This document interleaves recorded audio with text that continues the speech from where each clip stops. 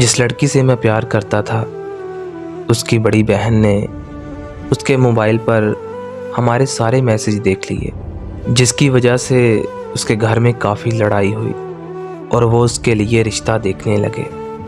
उसने मुझे बताया तो मैं भी बहुत परेशान हुआ। वो मुझे कहती है कि मुझे तुमसे मिलना है, तो मैं उसे मिलने चला गया।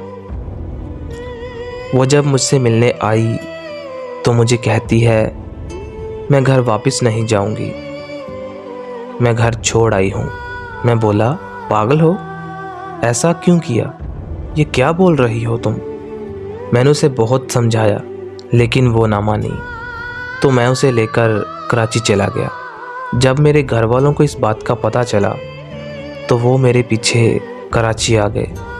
वो मुझे बोलते हैं कि लड़की वापस करनी है, लेकिन वो रो रो कर मुझसे कह रही थी कि मुझे वापस नहीं जाना, प्लीज़ मुझे वापस मत भेजो, मुझे तुम्हारे साथ ही रहना है। तो उसकी ये हालत देखकर मैंने उससे कोर्ट मैरिज कर ली। फिर कुछ महीनों बाद मेरे घर वालों की कॉल आई। उन्होंने मुझसे कहा कि हमने तुमको माफ़ किया, तुम घर वापस आ जाओ। मैं बहुत खुश हुआ और उसे लेकर खुशी खुशी घर वापस आया। तो घर में आते ही देखा कि घर का माहौल तो कुछ और ही बता रहा था। उसके घर वाले भी आए हुए थे। मैंने अपने घर वालों से पूछा कि ये यहाँ क्या कर रहे हैं, तो उन्होंने बताया कि ये उस लड़की को ले जाने आए हैं। ये बोल रहे हैं कि कल तुम बारात लेकर आना, हम अपनी बेटी को इज्जत से रुखसत करेंगे। लेकिन वो जाने को राज़ी नहीं थी। वो मुझे बार बार कह रही थी मुझे मत जाने दो, ये लोग मुझे तुमसे कभी नहीं मिलने देंगे।